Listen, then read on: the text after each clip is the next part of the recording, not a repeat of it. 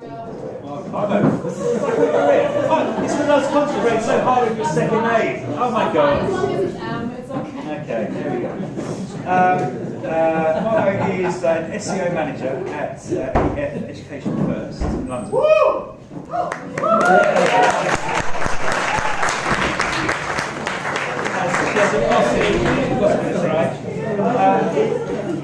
And tonight she's going to be talking you through using the Gallup Strengthsfinder method to understand your natural talents and how owning and appreciating these can improve teamwork and communication in work and beyond. So over to Margot.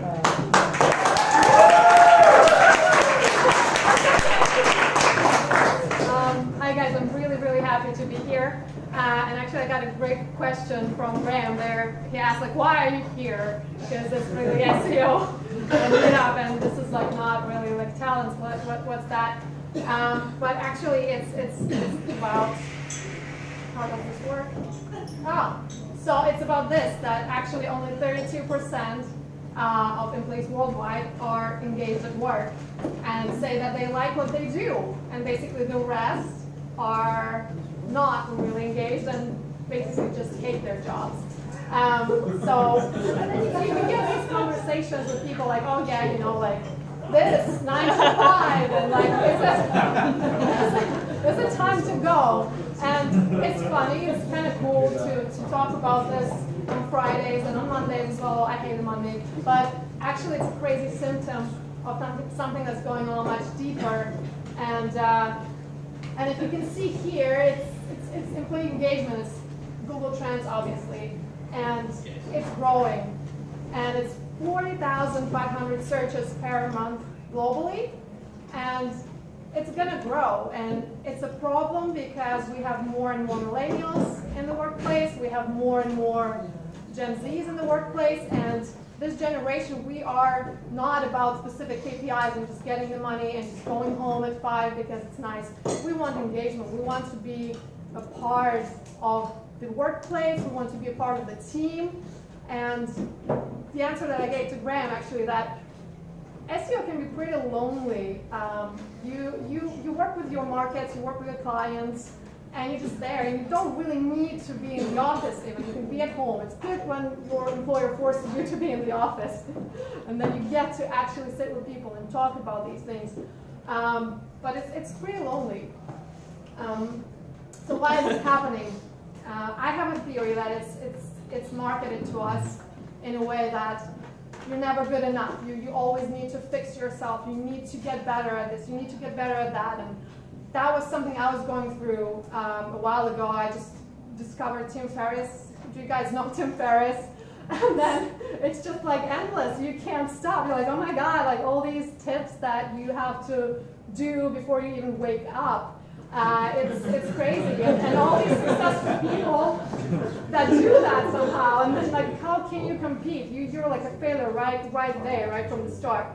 And you know, that's kind of like the point that I'm trying to make is we are overwhelmed with this information. And there's this guy, Pareto, the Pareto principle. Do you guys know about the Pareto? So he created this, kind of came up with this principle that actually the 80% of your results will come from 20% of your efforts. Is that right? Did I say that right? Okay. And basically that's the whole thing with Tim Ferriss and stuff. It's exactly the opposite of your 20%, focusing on that. So how do you know what's your 20%? Because at this stage, we're all here like, I don't know, adults, and we've gone through life, and it's so messy now, we have no idea what we actually are good at, because there's always the next thing where you need to fix yourself and get that course and this course, and then if you use Instagram, that course will follow you forever on Instagram and then on Facebook, and then you will be like, okay, now I'm going to buy that course because it's going to make me whole again, which is not true. So that's why this question, how do you know? Well, use Clifton Strengthsfinder method because it's awesome. It's one of the tools. Obviously, there's a lot of different personality assessment tools to find out like who you are and how you should be with a team and by yourself. But I really like this one because you You get 177 questions. It's kind of like statements. And if you're like really honest with that, you will get a really, really clear result on what kind of talents and natural tendencies or natural behavioral patterns there are that you're using every day and you're not even noticing those because they're so natural for you. So this helps you to kind of uncover that, kind of clearly understand, or at least a bit clearer understand what to focus on. A little bit about this method is you have 4 domains and you have 34 themes. So the 4 domains are looking at things like strategic thinking. It's how you make decisions, how you process information. Then you have executing. It's how you make things happen, how you do things. You have relationship building. It's how you create relationship and how you nurture them and develop them later. And then you have influencing domain, which is about kind of influence, how you interact with the world, how you influence others, basically. So what I wanted to do is, you get 34 themes, like so. And Gallup recommends to focus on top 5, but I am a big fan of 80-20, so I recommend top 7. So what I wanted to do is just to look at my profile. This is me. So these are my top 7. This is my top 20% that I'm focusing on. And if you look at these, learner input, they're all from this strategic thinking domain where how you process information. And that makes sense. When I saw the results, I was like, oh, that makes sense. Nothing new for me here. But essentially, this was super important to understand that, hey, I'm really focused on these things. It's very important for me to learn new things, to absorb new information, to share this information with others. And now that I know that this is so important for me, I consciously schedule time to really learn something new every day, share something new with people, and I know that this will energize me. These are pretty much the places where I get my energy from. Because usually if I read a new book, maybe Tim Ferriss recommended that book, I will be like, oh my God, like there's the next book, but here I know that, hey, actually this will energize me if I will put it into some kind of work later on. It also actually works very well with SEO because you get to stay on your toes all the time because things change a lot in this online space and you need to learn a lot. So I enjoy that. Then we'll look at the yellow one, the significance, the influencing theme. For me, I had a revelation with significance. So for a long time, I had this inner desire to kind of be big, be bolder, to be out there, to speak with people like now. And I was like, no, that's actually like, what am I going to talk about? Like, what do I know? Like, even though I know a lot.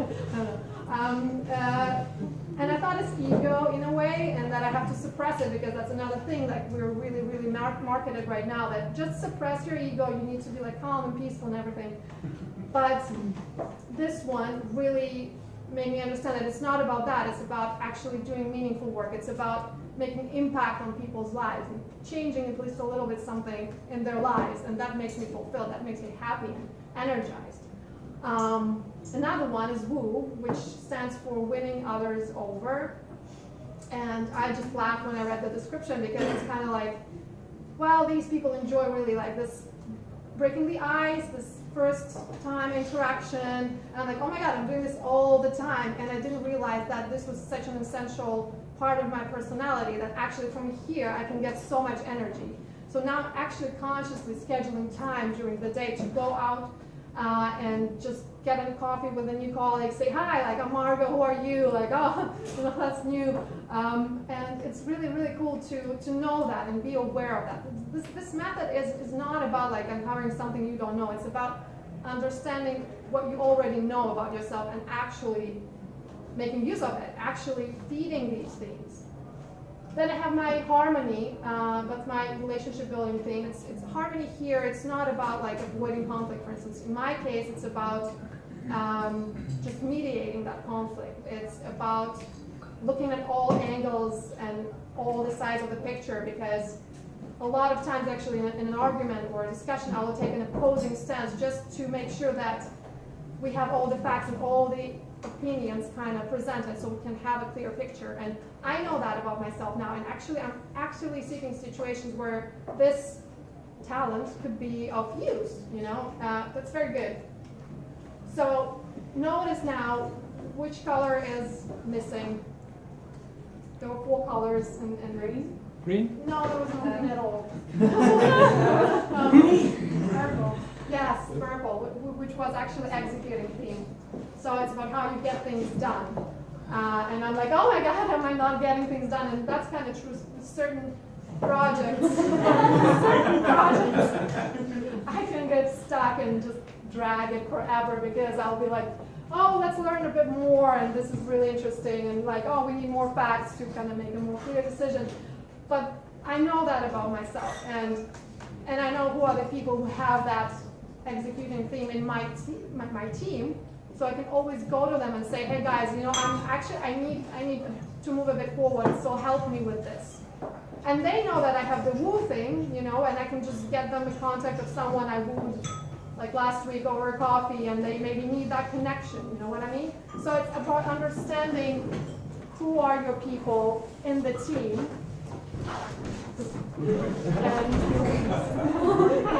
Not one over. And back to it, understanding who are the people you're working with and who you are as a person, because you will never find something that will solve your problems. It's the answer is inside. And when you're aware of your traits and you're aware how you can contribute and what kind of impact you can make on your team, by actually speaking about your themes, like speaking, hey, I'm good at this, I want you to know that I'm good at this, or I know you're good at that, let's collaborate on that. It's about partnerships.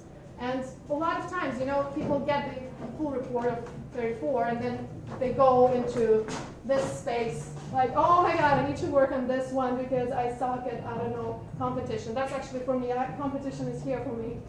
And I know I will never be motivated really by competitive kind of tasks. If my manager says, you know what, if you do better than him or her, you'll get a raise. I'll be like, no, bye, you know, this is not for me. And if she knows that about me, she will not even use this method to motivate me and engage me. But she'll be like, hey, go and learn something new and bring that information and feed it to us. And I'll be like, okay, sure, I'm running now, right away. Yeah, so just forget about that, you know, back at the end of that 34, because you have something that you do unconsciously, and you look at things differently. We all are wired so differently, and I think people keep forgetting this because we are just overwhelmed with information. And just, you know, I'm a big fan of Warren Buffett, and I really like this quote of his, like defining what your game is and where you're going to have an edge is enormously important. And obviously this is related to finance, but I feel like this is life in general. If you know where you are and where you stand and what you can contribute to the environment around you, to your team, it changes everything. It just removes the whole layer of anxiety right away. Yeah, so that was quick. What I wanted to do is, actually I just created this little Meetup page. So, because this is a method that takes you, okay, you need to take the test, you need to read your results, you need to go through it. It's not like, oh, you now know everything. It's something where you need discussion, you need to talk about these things with someone. Meet people who did the test, who are curious. So that's why I set this up literally like yesterday. And there's one extra person already. I'm like, how did you find this Meetup page? So I just like encourage you to join this if you want to do the test, or if you just want to learn more about this, because it's a big topic and there's 34 themes and there's so much to talk about. And obviously LinkedIn and my name. Yeah, I don't know. Like I really like when I see a person who's aware and who's actively searching for opportunities to practice their talent, to practice what they know and what they enjoy. And that I'm just happy to look at these people because they're just so much happier. in general and lighter, and life doesn't seem like a tragedy. Teamwork is much better, so I don't know. Just yeah. Well, let's enjoy ourselves because we're all gonna die, you know, guys.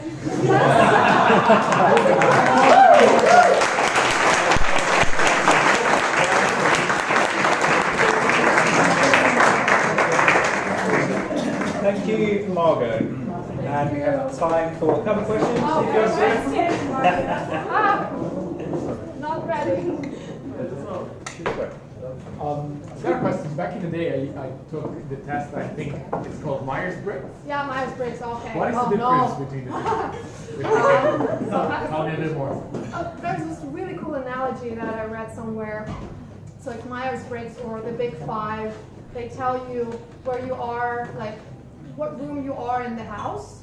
Then this tells you what color the walls, what's the furniture, and like, you know, how to make this place better, like all that stuff. So that's the difference, is that Myers-Briggs is actually quite outdated and it hasn't been updated a lot, and it's very limiting. So I took Myers-Briggs like 15 times probably over the last 10 years, and I've had 4 different personality types over that course. So I'm like, how can I relate? And then, you know, the issue was that every time I would get that result, I'll be like, okay, I'm this, so I'm going to be acting like this. So there's this like whole layer where you are, like, at least that was the case for me. I was just trying to fit into that box that was given to me. And then I changed the box. I'm like, oh, well, now I'm this, so I'm going to do this, you know. And then you find out that actually you are many things, and you're still not sure like where to go and where to move forward. So that's why I really like this. There's a lot of questions. You need to be honest, though. That's another point. Like, a lot of people, when they're answering these questions, they're not really truthful. More like, I wish I would be that, so, you know, I'm just going to answer it like that. But then you get a whole different result. You know, it's not about being better at this. It's about being you. So for me, it worked, you know, very well. I see another. Did that answer you? Yeah. Okay. Oh. So after you took the test, Yeah. what was the first thing that you stopped doing? I stopped doing. I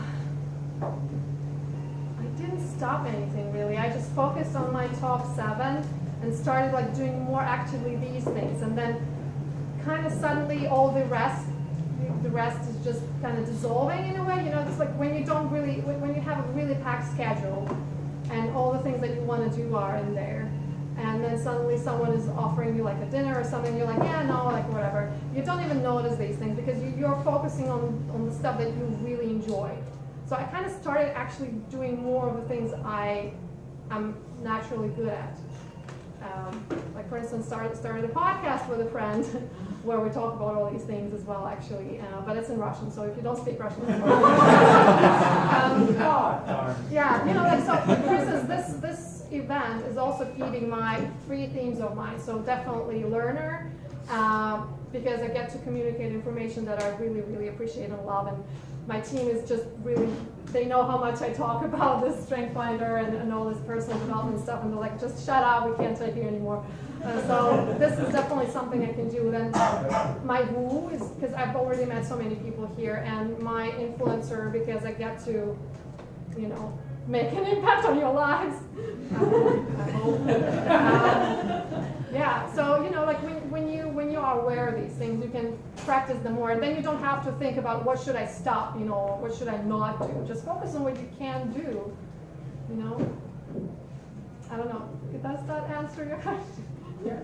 I've got a question, Mark. Yay. What was the Kevin. most surprising thing that you learned about yourself? Surprising. Well, first thing that comes to mind, I have empathy as number 34, and I'm like, what? No. No, what do you mean? You're not the only one. I know, but like, I still don't understand it. That's But, no further. but that's another thing. I decided just not to think about that, and kind of significance was really, really important for me because it was a whole long process of accepting it.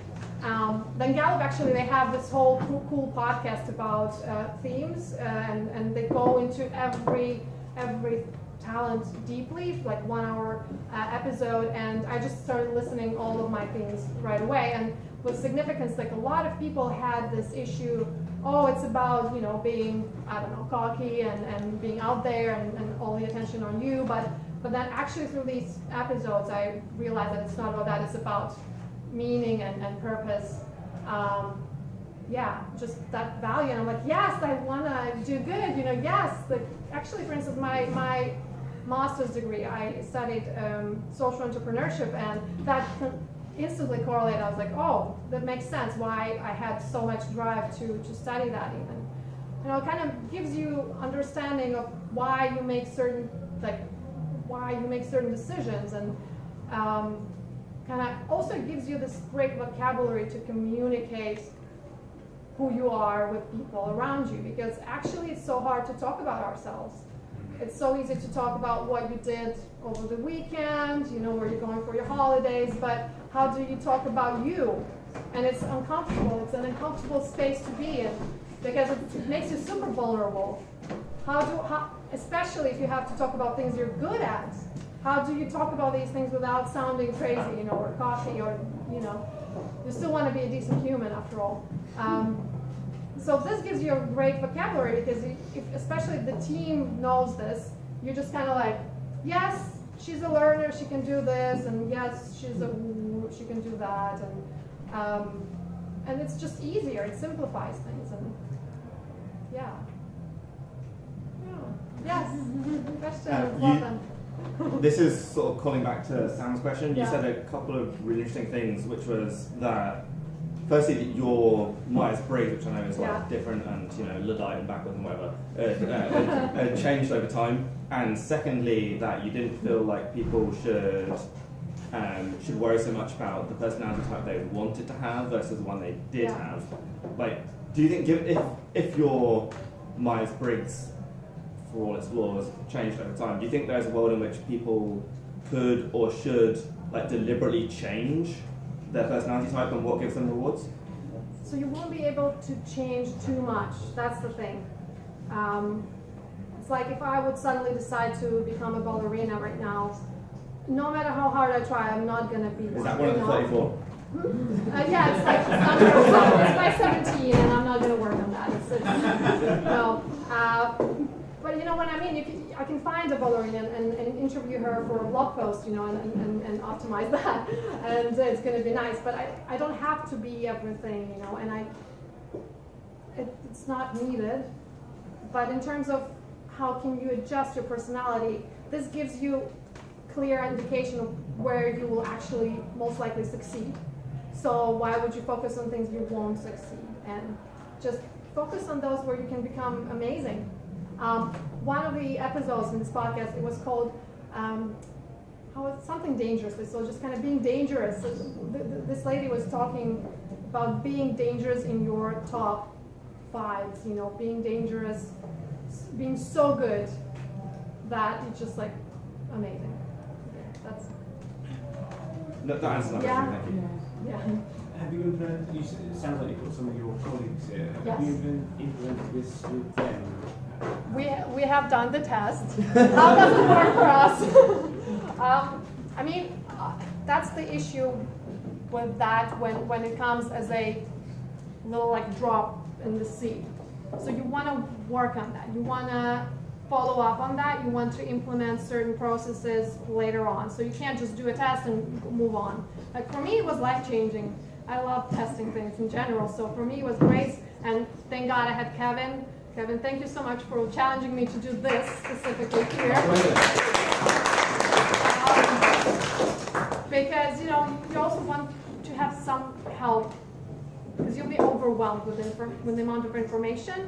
And I would say just start with yourself, because you can't, if you don't understand yourself, you can't start creating better environments in the workplace, because you just don't know who you are really. Or you just don't know how to communicate that. So I would say it's very important to implement a certain process. Oops. Following up. Coming back to those, you know, having meetings maybe with your teammates, sitting down and consciously thinking, okay, how how can we contribute to this team? Because that's another point I really like about this test, that it communicates this idea that you don't have to be a balanced personality, but you have to have a balanced team. In a way that you will have some areas you will be excellent in those, but other people will be excellent in others. So you need to promote that communication.